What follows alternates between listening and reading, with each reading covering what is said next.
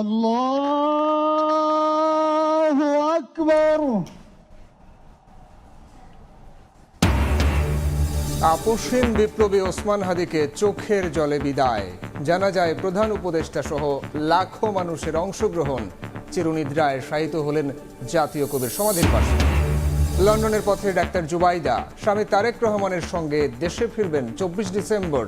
ষড়যন্ত্র বিফল করতে দেবেন কঠিন বার্তা, নৈরাজ্য করে পৌঁছানো যাবে না নির্বাচন। সুদানে সন্ত্রাসী হামলায় নিহত 6 শান্তিরক্ষীর মরদেহ দেশে। ঢাকার সেনানিবাসে জানাজা কাল। গ্রামের বাড়িতে রাষ্ট্রীয় ও সামরিক মর্যাদায় হবে দাফন। সময় সংবাদের সঙ্গে আছি আমি সাইফুল রুদ্র। আপসহীন বিপ্লবী ওসমান হাদিকে চোখের জলে বিদায় জানালেন লাখো মানুষ। সংসদ ভবনের দক্ষিণ প্লাজায় জানাজায় অংশ নেন প্রধান উপদেষ্টা, সেনাপ্রধান ও বিভিন্ন রাজনৈতিক দলের নেতাকর্মী। জানাজায় ইমামতি করেন হাদির বড় ভাই। এ সময় প্রধান উপদেষ্টা বলেন, যতদিন বাংলাদেশ থাকবে সবার বুকে থাকবেন ওসমান হাদি।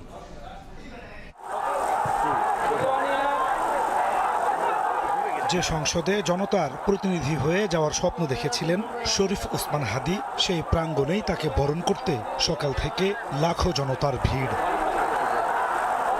বিক্ষুব্ধ জনতার দীর্ঘ অপেক্ষা শেষে তিনি এলেন। তবে আজ কোনো বিপ্লবের বাণী শোনালেন না এই আজন্ম বিপ্লবী। একেবারে নীরব নিথর দেহে তিনি উপস্থিত হলেন বিপুল জনসমুদ্রে। গোলামি না আজাদি, ক্ষমতা না জনতা। জনতার স্লোগান তরঙ্গ যেন প্রকম্পিত করছে চারদিক। মাথায়, হাতে, বুকে, পিঠে লাল সবুজের পতাকা নিয়ে দৃপ্ত উচ্চারণ, আমরা সবাই হাদি হব, গুলির মুখে কথা কব। আধিপত্যবাদ বিরোধী সংগ্রামে শহীদ শরীফ ওসমান হাদির জানাজায় কে নেই, দল মত নির্বিশেষে লাখো জনতার অশ্রুসিক্ত উপস্থিতি। জানাজায় অংশ নিতে নির্ধারিত সময়ের আগেই জাতীয় সংসদের দক্ষিণ প্লাজায় অংশ নেন ছাত্র জনতা। আল্লাহু আকবার। দুপুর 2টা 15 শুরু হয় জানাজা। ইমামতি করেন শহীদ ওসমান হাদির বড় ভাই মাওলানা আবু বকর। আসসালামু আলাইকুম ওয়া রাহমাতুল্লাহ। পরিকল্পনাকারী হাদিকে খুনের পেছনে একজন নয়, পুরো চক্র কাজ করেছে অভিযোগ করে ইনকিলাব মঞ্চের সদস্য সচিব বলেন, 24 ঘন্টার মধ্যে খুনিকে ধরতে সরকারের তৎপরতা উন্মোচন করতে হবে। আগামী 24 ঘন্টার মধ্যে স্বরাষ্ট্র উপদেষ্টা এবং সহকারী উপদেষ্টা খোদাবক্স তাদেরকে জনতার সম্মুখে এসে তারা এই খুনের ব্যাপারে গত এক সপ্তাহ ধরে কি পদক্ষেপ নিয়েছে তা জনসম্মুখে জানাতে হবে। যদি তারা জানাতে না পারে তাহলে তাদেরকে পদত্যাগের জন্য প্রস্তুত থাকতে হবে। এ সময় শহীদ হাদির বড় ভাই বলেন, স্বাধীনতা সার্বভৌমত্ব রক্ষার বার্তা দিয়ে গেছেন আপোষহীন এই বীর যোদ্ধা। হাদির স্বপ্নের ইনসাফ ভিত্তিক বাংলাদেশ গড়তে ঐক্যবদ্ধ থাকার আশাবাদ ব্যক্ত করেন ধর্ম উপদেষ্টা। আধিপত্যবাদ বিরোধী একটা ইনসাফ ভিত্তিক সমাজ যে প্রতিষ্ঠা করার স্বপ্ন দেখেছিলেন, তার পূর্ণতা দেওয়ার জন্য দেশবাসীকে আপনি তৌফিক দান করুন। শহীদ ওসমান হাদি তিনি স্বাধীনতার সার্বভৌমত্ব রক্ষার জন্য এই বাংলাদেশের 18-20 কোটি মানুষের কাছে একটি মেসেজ দিয়েছিলেন কিভাবে একটি স্বাধীনতার সার্বভৌমত্ব রক্ষা করতে হয়। প্রধান উপদেষ্টা বলেন, হাদিকে বিদায় দিতে নয়, বরং তার প্রতি ওয়াদাবদ্ধ হতে জড়ো হয়েছি। হাদি হারিয়ে যাবে না, তার মন্ত্র নিয়ে এগিয়ে যাবে বাংলাদেশ। প্রিয় ওসমান হাদি, তোমাকে আমরা বিদায় দিতে আসি নাই এখানে। তুমি আমাদের বুকের ভেতরে আছো এবং চিরদিন বাংলাদেশ যতদিন আছে তুমি সকল বাংলাদেশির বুকের মধ্যে থাকবে। তোমার কাছে আমরা ওয়াদা করতে এসেছি, তুমি যা বলে গেছো সেটা যেন আমরা পূরণ করতে পারি, সেই ওয়াদা করার জন্য আমরা একত্র হয়েছি। ভালোবাসা আর অশ্রুসিক্ত নয়নে প্রিয় হাদিকে বিদায় জানান আগত মানুষ। পরে জাতীয় কবি কাজী নজরুল ইসলামের কবরের পাশে চিরনিদ্রায় শায়িত হন নতুন বাংলাদেশের কেতন উড়ানো বিপ্লবী শহীদ শরীফ ওসমান হাদী। নাজমুস সালেহী, সময় সংবাদ, ঢাকা। ওসমান হাদীর জানাজা দাফনের ঢল নামল লাখো মানুষের। নির্ধারিত সময়ের আগেই জড়ো হন সর্বস্তরের মানুষ। ঢাকার বাইরে থেকেও আসেন অনেকেই। আপসহীন বিপ্লবীর আবেগঘন শেষ বিদায় নিয়ে তানভীর হাসান মেঘের রিপোর্ট। একটি জানাজা আর লাখো মানুষের নীরব শোক।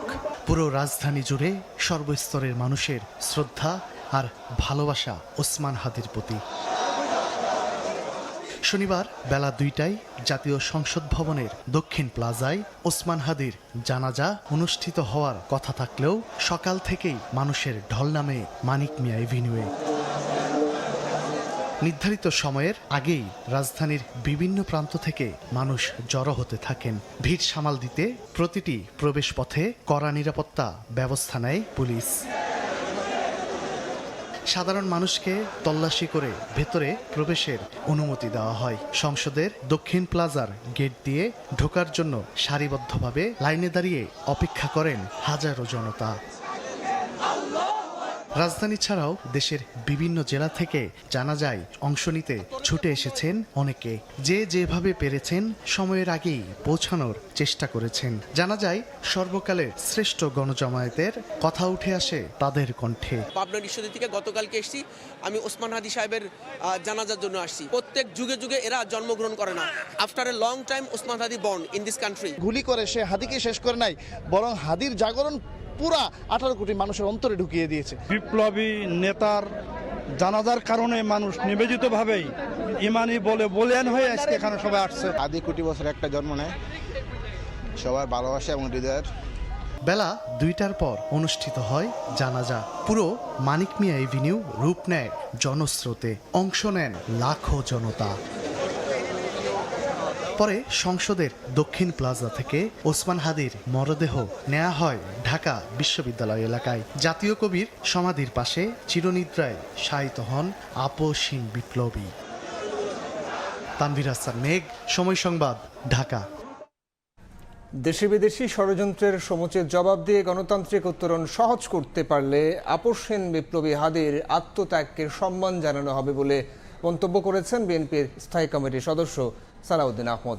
জানাজায় অংশ নিয়ে আবেগকে শক্তিতে পরিণত করে শান্তি প্রতিষ্ঠার আহ্বান জানান তিনি। দেশীয় এবং বিদেশীয় সকল চক্র যারা গণতন্ত্রের পথে বাধা হয়ে দাঁড়াতে চায়, যারা নির্বাচনকে বাধাগ্রস্ত করতে চায়, তাদেরকে আমরা সমুচিত জবাব দেব গণতান্ত্রিক উত্তরণের প্রক্রিয়াকে সহজতর করে। তাহলেই শহীদ ওসমান হাদীর রক্তদানকে, আত্মত্যাগকে আমরা সম্মান জানাতে পারবো। এই মুহূর্তে শাহবাগ মোড়ে আছেন সহকর্মী মাহাদি ইসলাম ধ্রুব। সরাসরি যাচ্ছি তার কাছে। ধ্রুব, বলবীর বল উন্নত মমশির শিরনে হারি আমারই নত শির ওই শিখর হিমাদ্রির।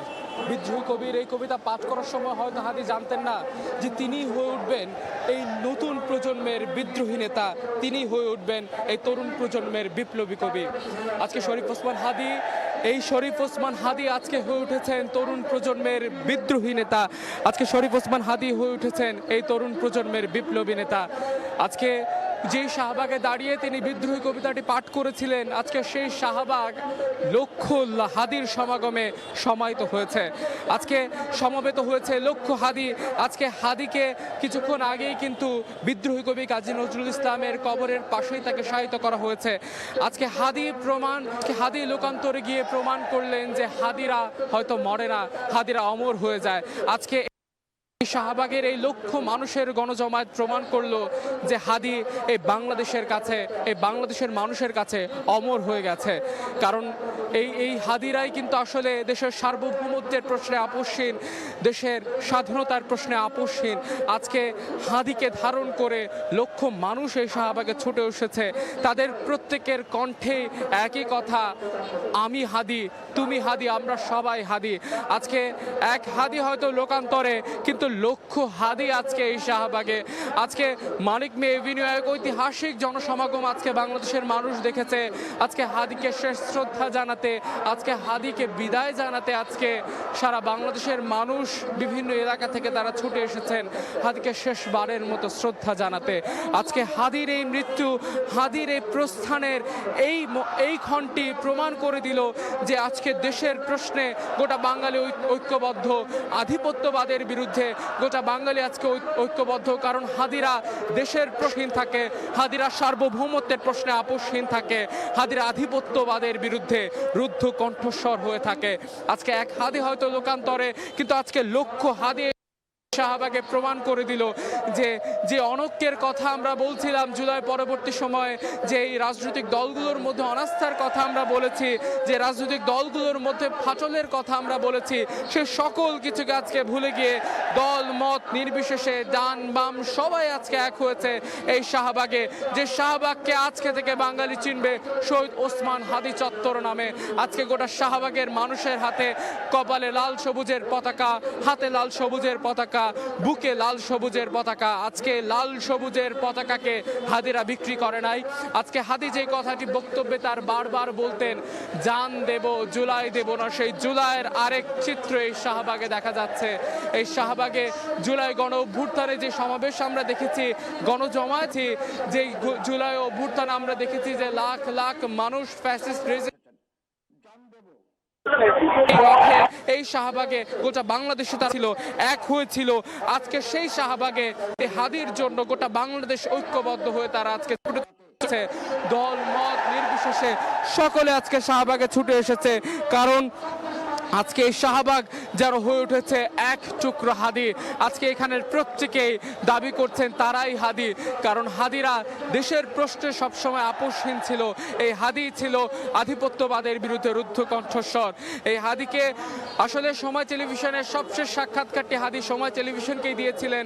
সেই সাক্ষাৎকারেও হাদি বলেছিলেন তিনি এমন একটি মৃত্যু প্রার্থনা করেন যেই অন্যায়ের বিরুদ্ধে তিনি কোনো মিছিলের সম্মুখ সারিতে রয়েছেন এবং কোনো শত্রুর বুলেটে তার বুকটা ঝাঁঝরা হয়েছে। তাই এমন একটি মৃত্যু কিন্তু সৃষ্টিকর্তা তাকে দিয়েছে। হাদি এই অন্যায়ের বিরুদ্ধেই কিন্তু আসলে নির্বাচনে দাঁড়িয়েছিলেন। তিনি একটি পরিবর্তনের জন্য দাঁড়িয়েছিলেন, একটি সুশাসনের জন্য দাঁড়িয়েছিলেন, একটি মুক্ত বাতাসের জন্য, সার্বভৌমত্বের জন্যই কিন্তু আসলে তিনি নির্বাচনে দাঁড়িয়েছিলেন। সেই অন্যায়ের বিরুদ্ধে দাঁড়ানোই তার জীবনে কাল হয়ে দাঁড়িয়েছিল। আজকে শত্রুর বুলেটে তাকে ঝাঁঝরা হতে হয়েছে, কিন্তু তিনি মরেও তিনি অমর হয়ে গেলেন। কারণ এই স্বাধীনতার প্রশ্নে তিনি ছিলেন আপোষহীন, সার্বভৌমত্বের প্রশ্নে ছিলেন তিনি আপোষহীন, তিনি বাঙালি জাতীয়তাবাদের প্রশ্নে ছিলেন তিনি আপোষহীন। এই আপোষহীনতা হাদিকে অমর করে দিল। আজকে এই হাদির জন্য যে জনসমাবেশটি ঘটল এটি ইতিহাসে অবিস্মরণীয় হয়ে থাকবে। কারণ গোটা শাহবাগ থেকে আশেপাশের প্রতিটি এলাকা আজকে লোক সমাগমে মুখরিত হয়ে উঠেছে। আজকে এখান থেকে শাহবাগের এই চত্বর থেকে কিন্তু লক্ষ মানুষ আজকে তারা এই হাদিকে শ্রদ্ধা জানাতে এসেছে। আজকে হাদিকে তার এই বিদ্রোহী কবি কাজী ইসলাম, বাংলাদেশের জাতীয় কবি কাজী নজরুল ইসলামের কবরের পাশেই তাকে শায়িত হয়ে ঐতিহাসিক করা হয়েছে। যে বিদ্রোহী চেতনার বিপ্লবী কণ্ঠস্বর ছিল এই ওসমান হাদিকে এই বিদ্রোহী কবি কাজী নজরুল ইসলামের কবরের পাশে বাংলার মাটি দিয়ে, বাংলার জমিনের মাটি দিয়ে, স্বাধীন বাংলার মাটি দিয়ে তাকে দাফন করা হয়েছে এই বিজয়ের মাসে। ওসমান হাদির মৃত্যুতে দেশ জুড়ে পালিত হচ্ছে রাষ্ট্রীয় শোক। সরকারি, বেসরকারি, স্বায়ত্তশাসিত প্রতিষ্ঠানে অর্ধনমিত রয়েছে জাতীয় পতাকা। বিদেশে বাংলাদেশ দূতাবাসগুলোতেও দেখা গেছে একই আয়োজন।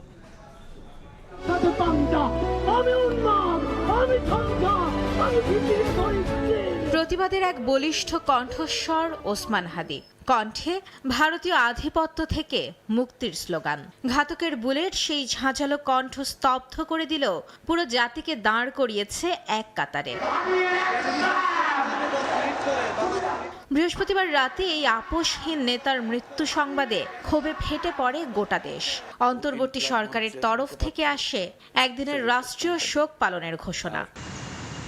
শনিবার দেশজুড়ে সরকারি, আধা সরকারি, স্বায়ত্তশাসিত প্রতিষ্ঠানে জাতীয় পতাকা অর্ধনমিত রেখে পালিত হয় রাষ্ট্রীয় শোক। শিক্ষা প্রতিষ্ঠান সহ বেসরকারি প্রতিষ্ঠানে একই আয়োজন। ওসমান হাদিকে যে মেরে ফেলা হলো সেটার সাথে আমরা অত্যন্ত মর্মাহত। আসলে আমরা মনে করি আসলে জুলাইয়ের অভ্যুত্থানকে ওসমান হাদি খুব ভালোভাবে ধারণ করতেন। হাদি ভাইয়ের মৃত্যুটা আসলে আমরা কেউই এক্সপেক্ট করি নাই যে হচ্ছে উনি মারা যাবে বা ওনাদের সাথে এরকম কিছু একটা হবে। একটা নির্দিষ্ট অঞ্চল বা শহর জেলা এরকমের জন্য না, উনি পুরো বাংলাদেশের জন্য। একদিকে নতুন বাংলাদেশের স্বপ্নে বিভোর, অন্যদিকে এমন প্রতিবাদী কণ্ঠস্বরের অকাল মৃত্যুতে শোকে স্তব্ধ সর্বস্তরের মানুষ। ওনার এই মৃত্যুতে আজ খুবই ব্যথিত। নোংরা রাজনীতি আর না হোক, আমরা এটাই চাই। আমরা চাই ভবিষ্যতে এরকম যেন আর কোনো সন্ত্রাসী বাহিনী দেশের উত্থান না হয়। মাত্র ৩২ বছর বয়সে আধিপত্যবাদ বিরোধী যে লড়াই সূচনা করে গেছেন ওসমান হাদি, স্বপ্ন দেখতেন মৃত্যু হলেও সার্বভৌমত্ব রক্ষার সেই সংগ্রাম চালিয়ে যাবেন উত্তরসূরিরা। মাইমুনা হায়দার চৌধুরী, সময় সংবাদ, ঢাকা। কর্মগুণে মৃত্যুঞ্জয়ী হলেন ওসমান হাদি। ঝালকাঠির নলছিটিতে তার গ্রামে আজ কেবল শোকের ছায়া। তবু হাদি বেঁচে আছেন সেখানকার প্রতিটি ধুলোকণায়। হাদিকে ঘিরে শত সহস্র স্মৃতি জড়ানো এলাকাবাসীর মাঝে কেবলই হাহাকার। বিস্তারিত অপূর্ব অপু রিপোর্টে। সুগন্ধা নদীর কোল ঘেঁষা এখানেই বিপ্লবী শরীফ ওসমান হাদির জন্মভিটা। শৈশব থেকেই দুরন্ত, মেধাবী আর প্রতিবাদী ছিলেন হাদি।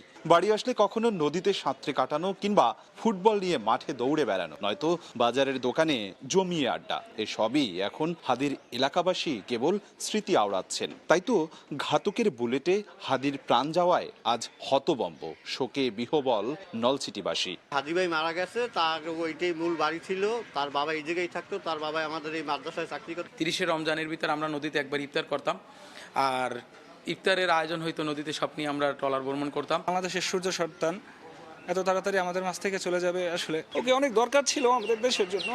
প্রত্যন্ত গ্রামে ঝালকাঠির নলছিটিতে জন্ম নেয়া হাদিকে নিয়ে গর্ব করছেন তার পরিচিত অপরিচিতরাও। রাষ্ট্রীয় শোকে প্রতিষ্ঠান তো বটেই, গ্রামের ছোট্ট ছোট্ট দোকানের সামনেও জাতীয় পতাকা অর্ধনমিত রেখে হৃদয় নিংড়ানো, শ্রদ্ধা জানানো হয়। বন্ধ রাখা হয় সব ব্যবসা প্রতিষ্ঠানও। নলছিটির ছেলে আমরা চাইছিলাম মনে প্রাণে যে ওসমান হাদির শেষ বিদায়টা নলছিটি দিয়ে দিব। ওসমান হাদির জানাজা শরীক হতে চাই, ও আমাদের শহীদ ভাই, ও আমাদের শহীদ ভাই। ওসমান হাদি ভাইয়ের মতো এইভাবে শহীদই মৃত্যু অনেকেরই তামান্না, অনেকেরই ইচ্ছা থাকে। 1993 সালে ঝালকাঠির এক সম্ভ্রান্ত মুসলিম পরিবারে জন্ম নেন শরীফ ওসমান হাদি। 6 ভাই বোনের সবার ছোট। 2024 সালে ছাত্র জনতার গণ অভ্যুত্থানের সম্মুখ যোদ্ধা হাদি গত 18 ডিসেম্বর পাড়ি জমান না ফেরার দেশে। অপূর্ব অপু, সময় সংবাদ, বরিশাল। ওসমান হাদির বিদেহী আত্মার মাগফিরাত কামনায় দেশের বিভিন্ন জেলায় অনুষ্ঠিত হলো গায়েবানা জানাজা। এতে অংশ নেন বিভিন্ন শ্রেণী পেশার হাজারো মানুষ। বৈষম্যহীন ও ন্যায়ভিত্তিক রাষ্ট্র গঠনে হাদির মতো আপোষহীন বিপ্লবী দরকার বলে মনে করেন বক্তারা। মাঠে কানায় কানায় পূর্ণ জনতা। হাদির প্রতি ভালোবাসা থেকে দোয়ায় হাত তুলেন অগণিত মানুষ। শনিবার বাদজোহর মাদারীপুর, নীলফামারী, যশোর, ঝালকাঠি, বগুড়া, রাজশাহী ও চট্টগ্রাম সহ জেলায় জেলায় অনুষ্ঠিত হয় গায়েবানা জানাজা। এতে বিভিন্ন রাজনৈতিক, সামাজিক সংগঠনের নেতাকর্মী সহ সর্বস্তরের মানুষ অংশ নেন। জানাজা শেষে শরীফ ওসমান হাদির রুহের মাগফিরাত কামনা করে বিশেষ দোয়া ও মোনাজাত করা হয়। পরে হাদি হত্যার সুষ্ঠু তদন্ত ও দোষীদের দ্রুত গ্রেফতার এবং দৃষ্টান্তমূলক শাস্তির দাবি জানান আগতরা। এই নির্মম হত্যাকাণ্ডের সাথে এর পেছনে যারা জড়িত, দ্রুততম সময়ের মধ্যে সরকারকে তাদেরকে চিহ্নিত করতে হবে। আমার ভাই যে কথাটা বলে গেছেন যে তিনি যদি গুলিবিদ্ধ হন তারপর যেন তার খুনিকে বিচারটা করা হয়, আর কিছুই আমার ভাই চাননি, কোনো সম্মান বা সম্মাননা দেশের কাছ থেকে চাননি। হাদির অকাল মৃত্যু শুধু তার পরিবার কিংবা সহকর্মীদের জন্য নয়, বরং পুরো সমাজের জন্যই অপূরণীয় ক্ষতি বলে মনে করেন জানাজায় অংশগ্রহণকারীরা। এক ওসমান হাদি চলে গেছে, তাতে কোনো অসুবিধা নাই। হাজার ওসমান হাদি ঝালকাঠি কামিল মাদ্রাসা থেকে তৈরি হবে। এই হাদি এদেশের মানুষের মনের মণিকোঠায় চিরদিন বেঁচে থাকবে। এছাড়া প্রতিবাদী কণ্ঠস্বর ইনকিলাব মঞ্চের মুখপাত্র শহীদ ওসমান হাদির মৃত্যুতে রংপুর সহ সারা দেশে সরকারি এবং বেসরকারি প্রতিষ্ঠানের জাতীয় পতাকা অর্ধনমিত রাখা হয়। ফাহরিয়া ফারজানা, সময় সংবাদ। ওসমান হাদি হত্যার ঘটনায় গভীর উদ্বেগ প্রকাশ করেছেন জাতিসংঘ মহাসচিব আন্তোনিও গুতেরেস। এই হত্যাকাণ্ডের নিরপেক্ষ ও স্বচ্ছ তদন্ত নিশ্চিতের আহ্বান জানিয়েছেন তিনি। নিউ ইয়র্কে নিয়মিত প্রেস ব্রিফিংয়ে জাতিসংঘ মহাসচিবের মুখপাত্র স্টিফেন ডুজারিক বলেন, 2026 সালের সংসদ নির্বাচন সামনে রেখে সব পক্ষকে সংযম দেখানো এবং সহিংসতা থেকে বিরত থাকার আহ্বান জানিয়েছেন গুতেরেস।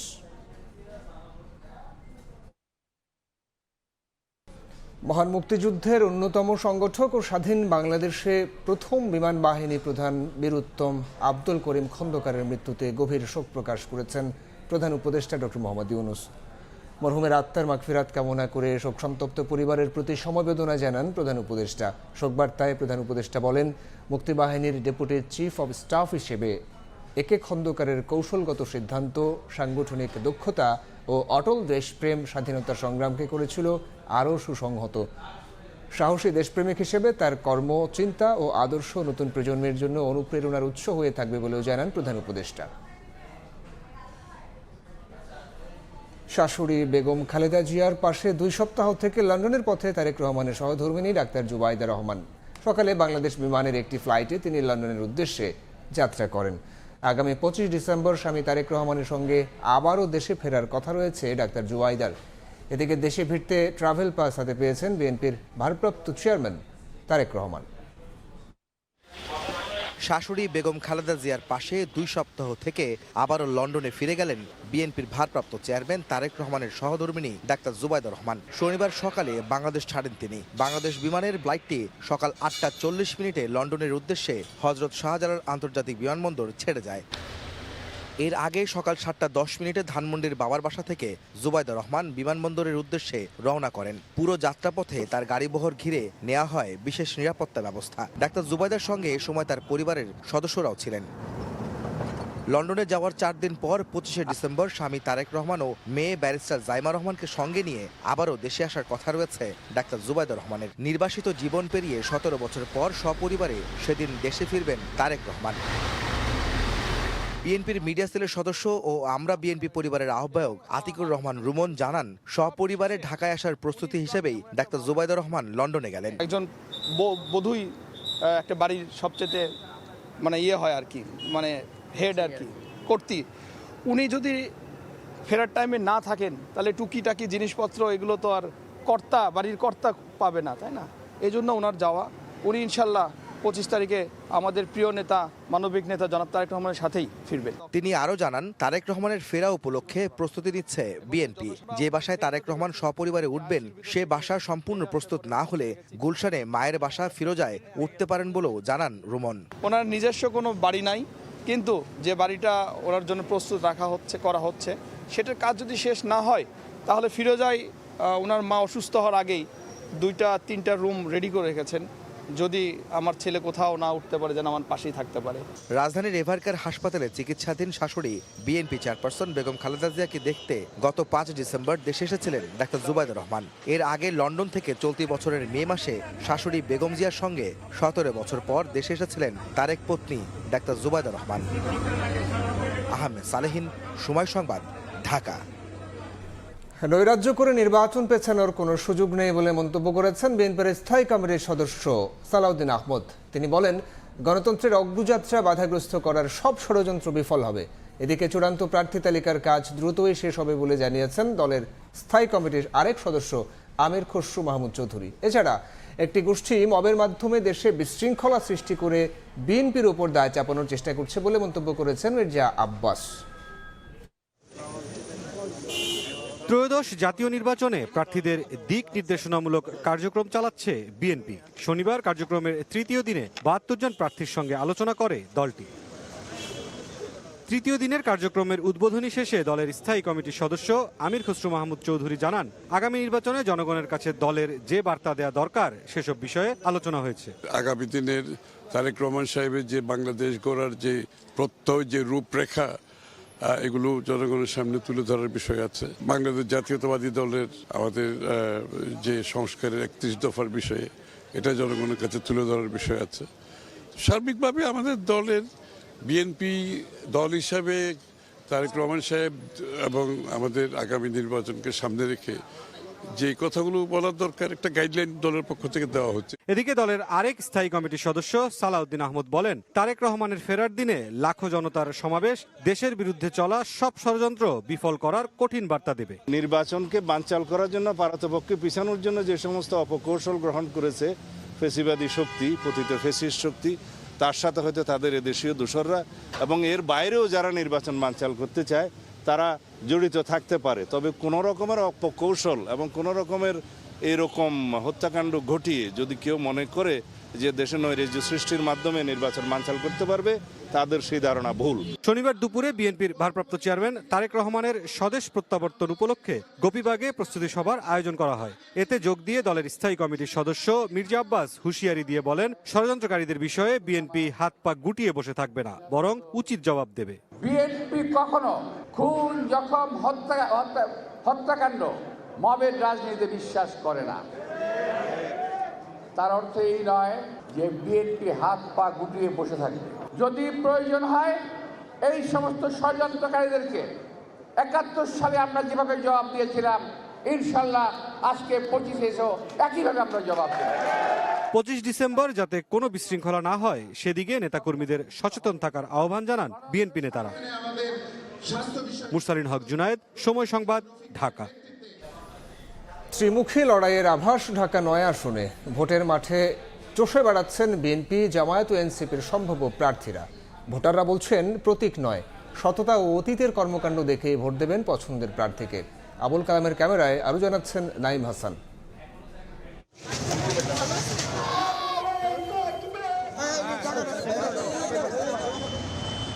হাত বাড়ালেই মেলে মাদক, বর্ষাকালে ডুবে যায় সড়ক, শীতকালে থাকে তীব্র গ্যাস সংকট। এছাড়া ফুটপাত দখল যেন নিত্যদিনের ঘটনা। বিগত 2 যুগেরও বেশি সময় ধরে সবুজবাগ, খিলগাঁও ও মুগদার বিস্তৃত জনপদ নিয়ে গঠিত ঢাকার ৯ আসনের বাসিন্দাদের মুক্তি মেলেনি দীর্ঘদিনের এই দুর্ভোগ থেকে।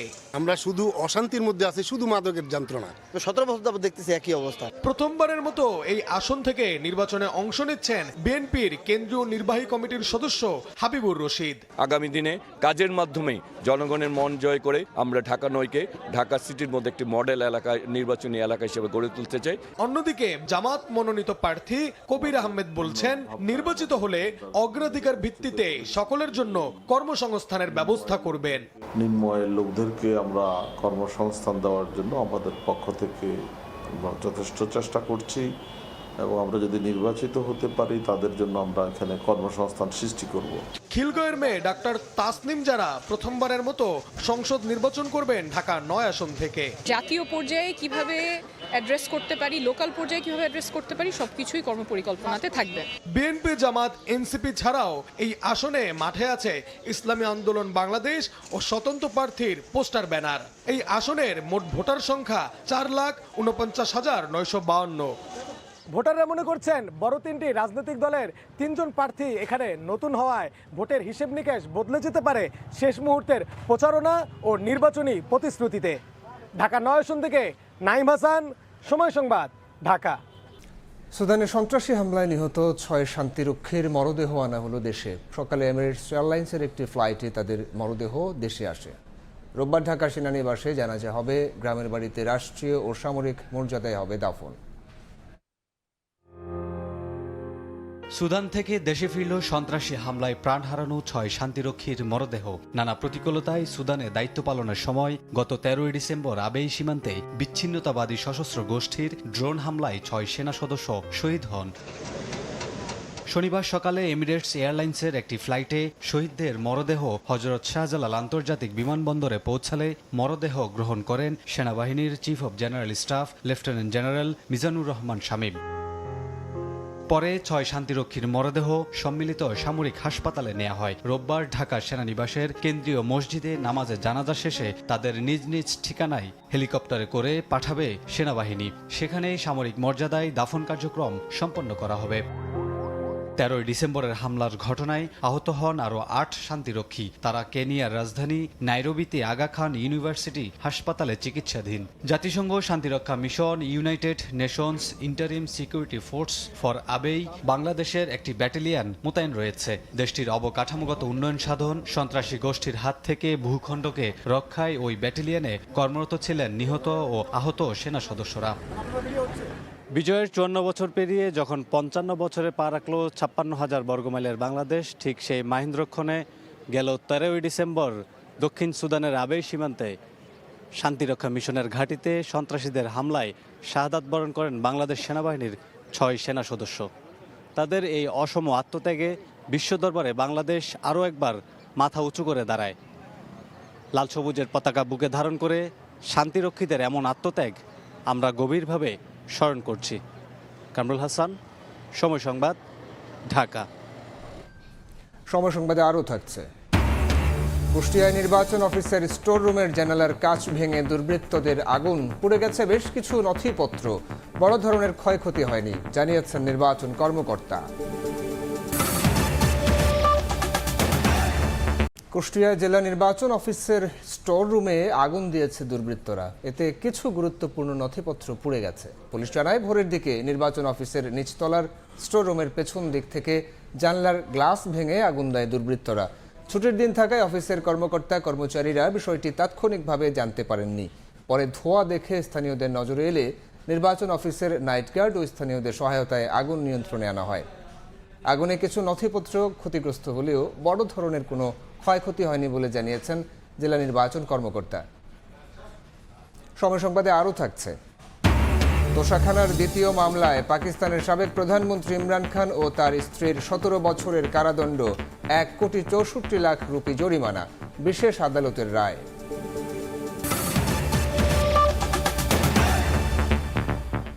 কার্গো ভিলেজে অগ্নিকাণ্ডের 2 মাসে পুরোপুরি স্বাভাবিক হয়নি পণ্য সরবরাহ। প্রয়োজন মতো প্রবেশ পাস না পেয়ে ভেতরে ঢুকতে পারছেন না সিএনএফ এজেন্টরা।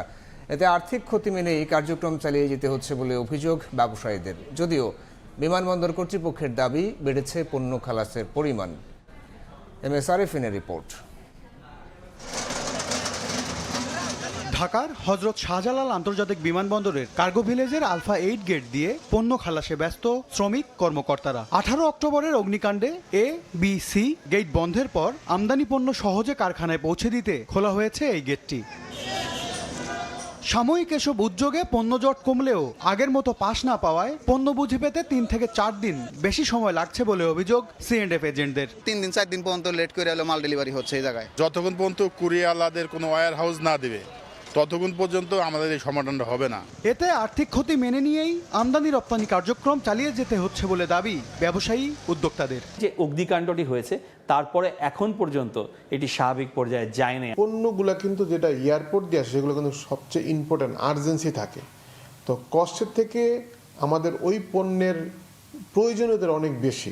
বিমানবন্দর কর্তৃপক্ষ বলছে 24 ঘন্টা পণ্য খালাসের সুযোগ রাখা হলেও পণ্য বুঝে নিচ্ছেন না আমদানিকারকরা। যদি ব্যাংক করা থাকে, সিরিয়াল থাকে, মাল দিয়ে দেয়, এটা কোনো সমস্যা নেই। 24/7 চলার ফ্যাসিলিটি আমরা চালু করেছি, সেটা রাত 10টা থেকে সকাল অ্যারাউন্ড 7টা-8টা পর্যন্ত কিন্তু কোনো কার্গোকে রিসিভ করছেন না। এনবিআর এর তথ্য 2024-25 অর্থ বছরে হযরত শাহজালাল আন্তর্জাতিক বিমানবন্দর দিয়ে এসেছে $410 কোটি পণ্য। বিমানবন্দরের কার্গো ভিলেজে এখনও স্বাভাবিক হয়নি পণ্য সরবরাহ কার্যক্রম। যদিও পণ্য সরবরাহে সর্বোচ্চ সহযোগিতা করছে বিমানবন্দর কর্তৃপক্ষ। আমদানি ও রপ্তানি খাত সংশ্লিষ্টরা বলছেন এই সংকটকালীন মুহূর্তে থার্ড টার্মিনালের কার্গো ভিলেজটি হস্তান্তর করা গেলে দূর হবে শতভাগ জটিলতা। MS আরিফিন, সময় সংবাদ, হযরত শাহজালাল আন্তর্জাতিক বিমানবন্দর, ঢাকা। চলতি অর্থ বছরের প্রথম 4 মাসে চাল আমদানিতে ব্যয় বেড়েছে 5.5% ব্যয় বেড়েছে ভোজ্য তেল ও চিনিতেও। তবে বড় ব্যবধানে কমছে ডাল ও মশলা আমদানির ব্যয়। পণ্যভিত্তিক বাংলাদেশ ব্যাংকের মাসিক আমদানি পরিসংখ্যানে মিলেছে এসব তথ্য।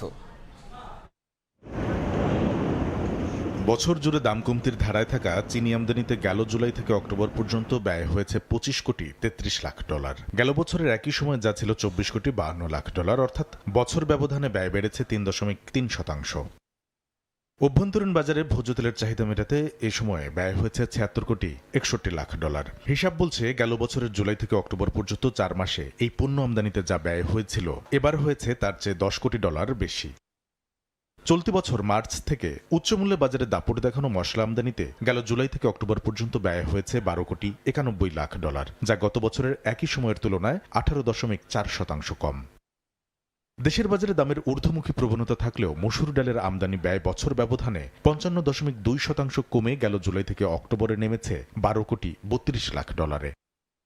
ভোগ্যপণ্য আমদানিতে শতাংশের হিসাবে সবচেয়ে ব্যয় বেড়েছে চালে। গেল বছরের জুলাই থেকে অক্টোবরে মাত্র ৩৭ লাখ ডলার এই পণ্য আমদানিতে ব্যয় করা হলেও এবার হয়েছে ২০ কোটি ৭৫ লাখ ডলার, অর্থাৎ বছর ব্যবধানে ব্যয় বেড়েছে ৫,৫০৮.১%। কামরুল হাসান সবুজ, সময় সংবাদ, ঢাকা। কুমিল্লা সিটি কর্পোরেশনে অপরিকল্পিত নগরায়ন আর নকশা বহির্ভূত বহুতল ভবনের জন্য দেখা দিয়েছে নানা সমস্যা। সংকীর্ণ রাস্তা, যানজট আর ভূমিকম্পে ভবন ধসের শঙ্কায় নাজেহাল নগরবাসী। যদিও প্রশাসনের দাবি নকশা বহির্ভূত ভবনের বিরুদ্ধে কঠোর ব্যবস্থা নেওয়া হচ্ছে। আরও জানাচ্ছেন বাহার রায়হান। ছবি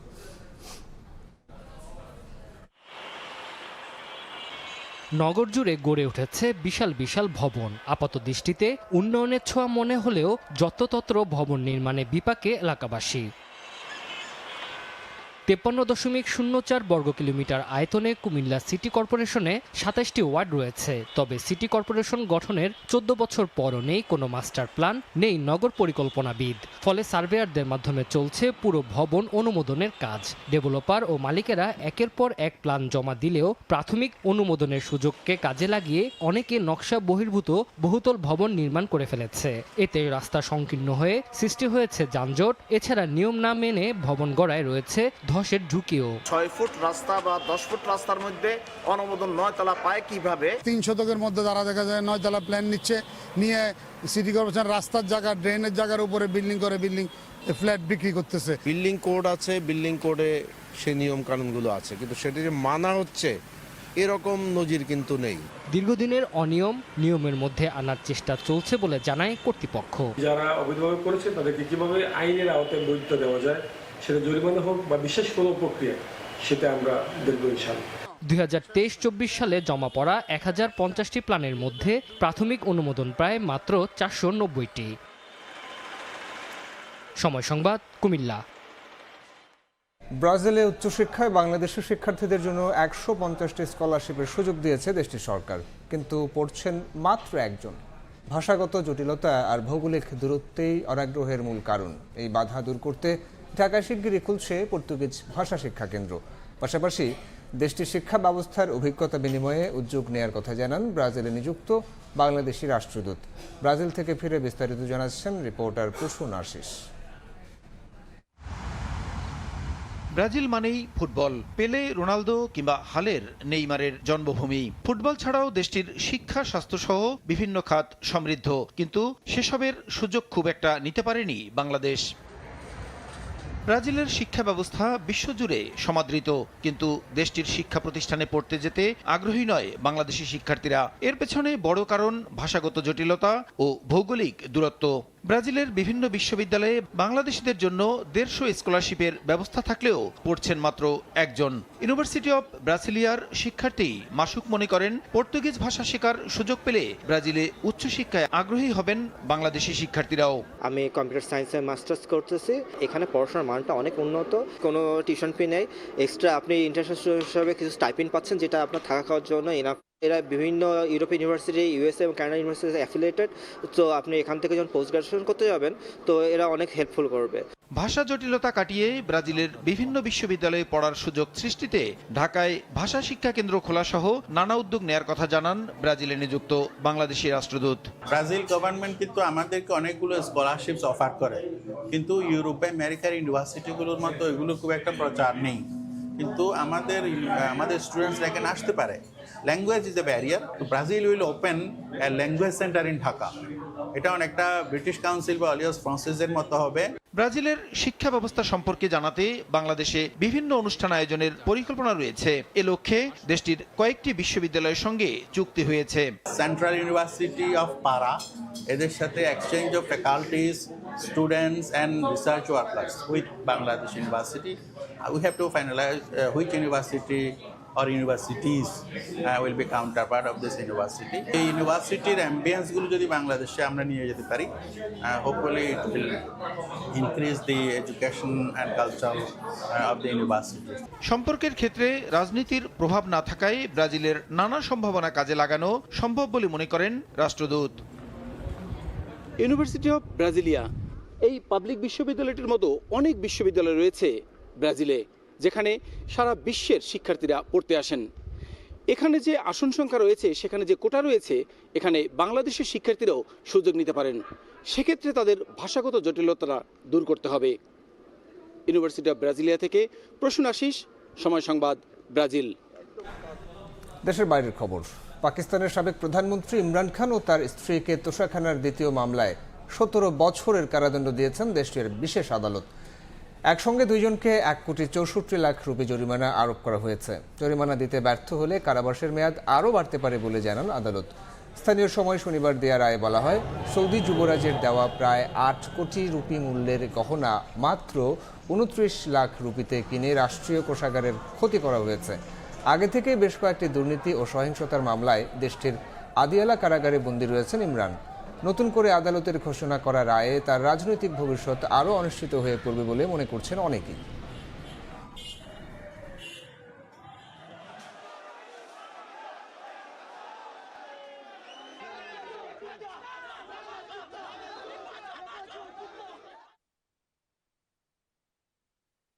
এবার খেলার খবর। অবশেষে বিসিবির সঙ্গে যুক্ত হচ্ছেন সাবেক ক্রিকেটার মোহাম্মদ রফিক। দায়িত্ব নিতে পারেন বিসিবির একাডেমি কোচ হিসেবে। এছাড়া জেলায় জেলায় কোচ ও ক্রিকেটারদের প্রশিক্ষণের কাজেও নিয়োজিত করা হবে সাবেক এই ক্রিকেটারকে। টি-20 বিশ্বকাপের পরে আনুষ্ঠানিকভাবে তাকে দায়িত্ব বুঝিয়ে দেওয়া হবে বলে জানান রফিক নিজেই। মোহাম্মদ রফিক 1995 থেকে 2008 বাংলাদেশের বহু ম্যাচেরই নায়ক তিনি। খেলাটা অনেক আগে ছাড়লেও দেশের ক্রিকেটে তার অবদানের কথা এখনো ভক্তদের মনে গাঁথা। দেশের এই কিংবদন্তি অনেকবারই ইচ্ছা পোষণ করেছেন ক্রিকেট বোর্ডের হয়ে কাজ করার। ক্রিকেট প্রেমীরাও চেয়েছেন তাকে, কিন্তু কখনোই তাকে নিয়ে ভাবেনি বিসিবি। যদিও এবার রফিকের সামনে সুযোগটা এসেছে।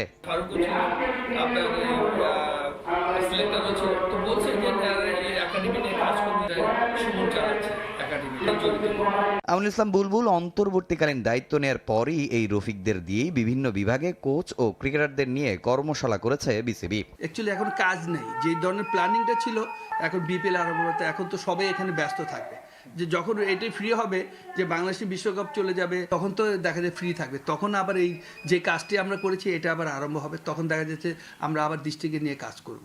বিপিএলও লম্বা সময় কাজ করার অভিজ্ঞতা আছে মোহাম্মদ রফিকের। তামিম হোসেন, সময় সংবাদ, ঢাকা। এ পর্যায়ে শীর্ষ সংবাদগুলো জানাবো আরও একবার। আল্লাহু আকবার। আপোষহীন বিপ্লবী ওসমান হাদিকে চোখের জলে বিদায়। জানা যায় প্রধান উপদেষ্টা সহ লাখো মানুষের অংশগ্রহণ। চিরনিদ্রায় শায়িত হলেন জাতীয় কবির সমাধির পাশে। লন্ডনের পথে ডাক্তার জুবাইদা। স্বামী তারেক রহমানের সঙ্গে দেশে ফিরবেন 25 ডিসেম্বর। ষড়যন্ত্র বিফল করতে দেবেন কঠিন বার্তা। নৈরাজ্য করে পেছানো যাবে না নির্বাচন। এবং সুদানে সন্ত্রাসী হামলায় নিহত 6 শান্তিরক্ষীর মরদেহ দেশে। ঢাকার সেনানিবাসে জানাজা কাল। গ্রামের বাড়িতে রাষ্ট্রীয় ও সামরিক মর্যাদায় হবে দাফন।